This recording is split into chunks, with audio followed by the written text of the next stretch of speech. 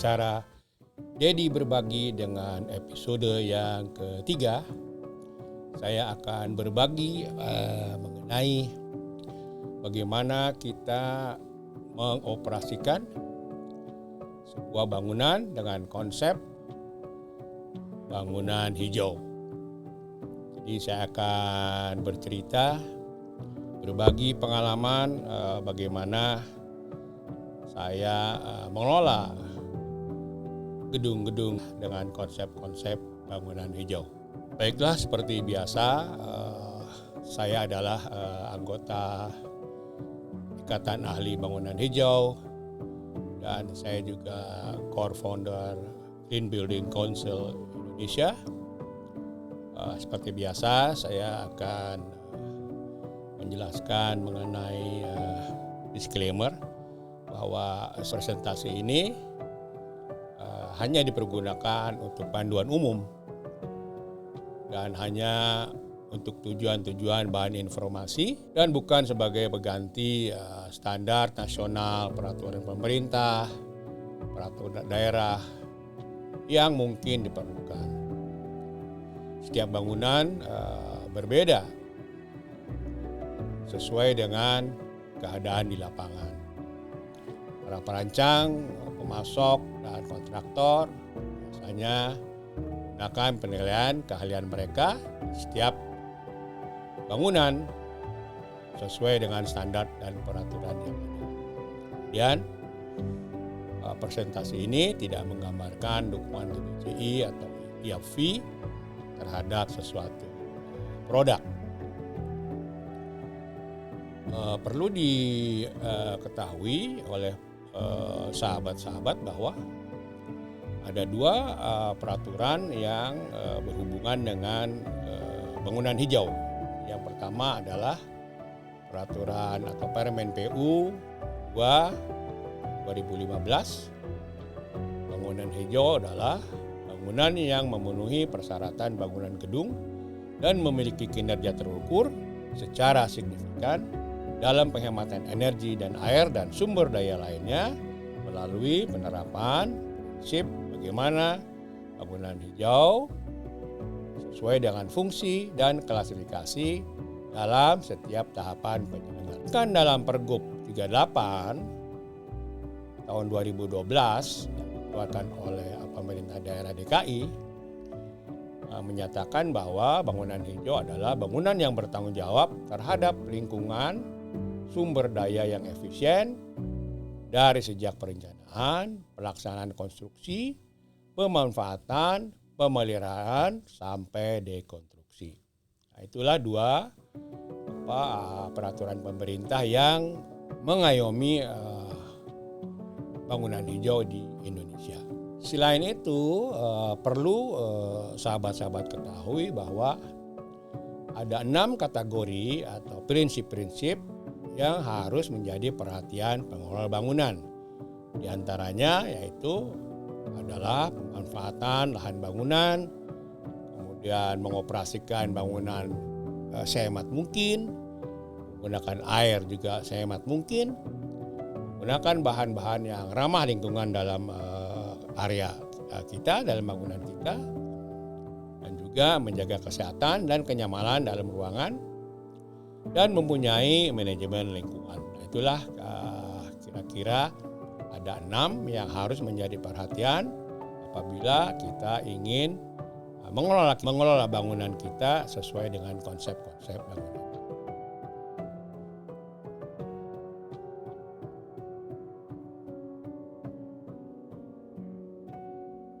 Baik, kita akan melanjutkan dengan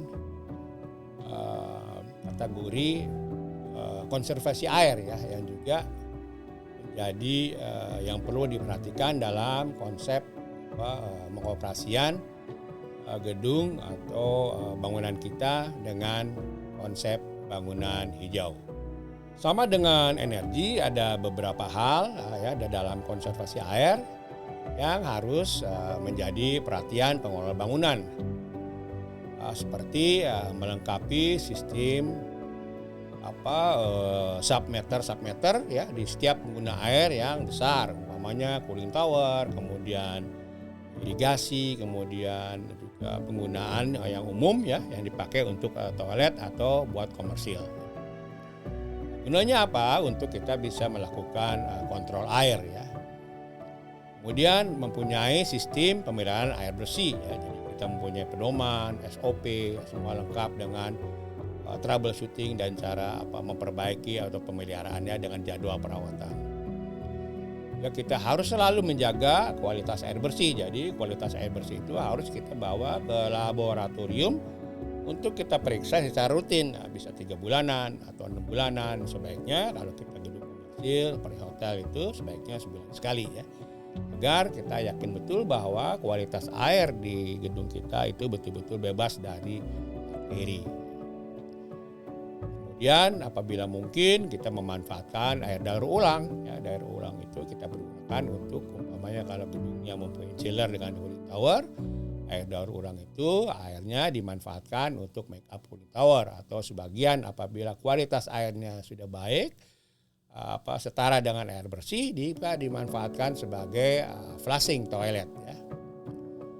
Kemudian juga disarankan agar mengurangi penggunaan air kemasan. Jadi kita kalau bisa terutama di kantor kita sendiri menggunakan purifier ya. Jadi air dari pam itu kita olah sendiri sehingga tidak mempunyai galon-galon plastik yang dipakai untuk menggunakan air minum ya. Jadi air minum itu kita menggunakan purifier. Kemudian juga dianjurkan tidak menggunakan sumur dalam sebagai sumber air utama, terutama di DKI. Tapi DKI sekarang sudah sulit sekali untuk memperoleh izin penggunaan sumur dalam. Kemudian menggunakan sebanyak-banyaknya katup-katup air yang hemat air ya. Jadi di toilet atau di peturasan, di kloset ya, kita menggunakan alat-alat plumbing yang hemat air. Di dalam pengoperasian sistem penghematan air, pengelola bangunan wajib melakukan audit air juga ya. Target penghematan air dan action plan secara berkala. Dan berjangka waktu tertentu oleh tim konservasi air. Kemudian tadi sampaikan mempunyai sub-meter konsumsi air pada area publik, air komersil, air utilitas bangunan sehingga kita mampu memantau penggunaan air secara efisien. Ya. Kita tahu bahwa menurut standar SNI penggunaan air per orang per liter per hari adalah 50 liter per orang. Serta kita harus mempunyai sistem pemeliharaan air dan pemeriksaan termasuk monitoring secara berkala untuk mencegah terjadinya kebocoran dan pemborosan dengan menunjukkan neraca air. Jadi kalau kita punya neraca air ya, air masuk berapa ke dalam tangki, kemudian dipompa, masuk ke ground tank, dibawa ke atas, ya kan, ke roof tank, kemudian diturunkan ke bawah, dipakai oleh kamar mandi, toilet, dipakai oleh nyiram air, dipakai oleh cooling tower. Nah itu masukkan dalam neraca sehingga kita tahu apakah air yang kita manfaatkan, kita pergunakan itu sesuai dengan konsep-konsep penghematan air.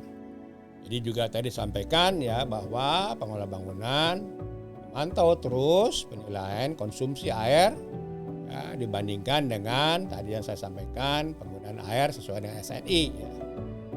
Kemudian 50 liter per orang per hari untuk pemakaian air. Jadi kita periksa berapakah pemakaian air di dalam bangunan kita, apakah sesuai atau boros ya, kemudian kita melakukan tindakan-tindakan yang dimanfaatkan, tindakan-tindakan yang berguna untuk mengurangi penggunaan air tersebut. Kemudian kita juga harus secara rutin mempunyai bukti-bukti ya bahwa kita melakukan pengukuran, pencatatan ya dari sumber air primer sesuai dengan kinerja air bersih minimum 1 kali dalam bulan secara berkala ya. Jadi kita melakukan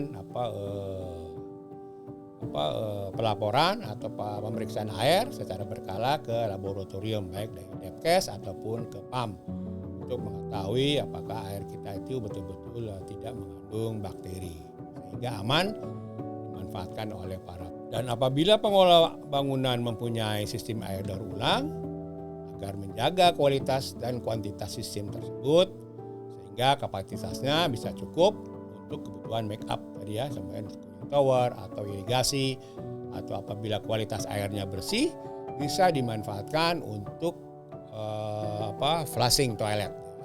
Tentunya syaratnya airnya betul-betul harus bersih sesuai dengan standar air bersih. Kemudian kita juga tadi sampaikan dianjurkan untuk menggunakan sistem filtrasi sehingga tidak kita mengurangi air minum yang menggunakan kemasan. Kita mengurangi sampah plastik di dalam bangunan kita. Dan juga tidak menggunakan sumber dalam sebagai sumber air utama. Syaratkan sumber dalam itu hanya dimanfaatkan apabila memang sistem dari pumpnya itu tidak berfungsi atau mati.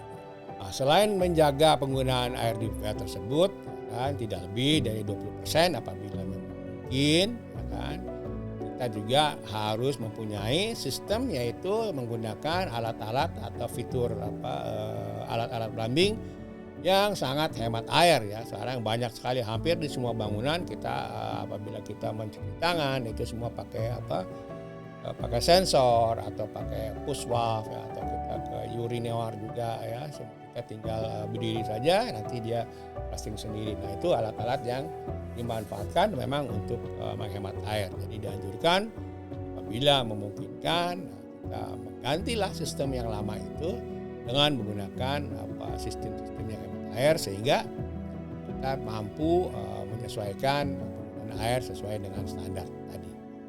Oke. Itulah yang bisa disampaikan perihal konsep operasional bangunan hijau dari kategori konservasi air. Demikian tayangan saat ini, dan mudah-mudahan kita bertemu di tayangan selanjutnya, dan mudah-mudahan ini bermanfaat bagi para pengelola bangunan. Terima kasih. Wabillahi taufiq wal hidayah.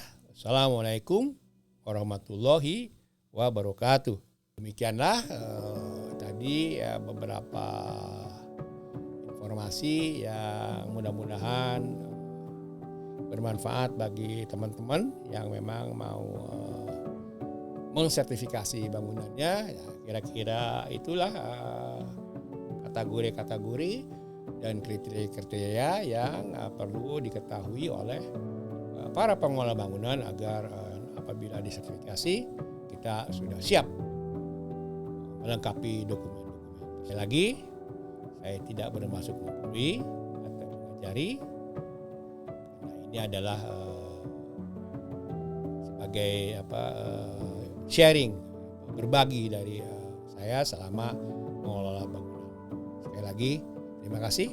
Wabillahi taufiq wal hidayah. Assalamualaikum warahmatullahi wabarakatuh. Sampai jumpa di tayangan-tayangan selanjutnya. Salam sehat.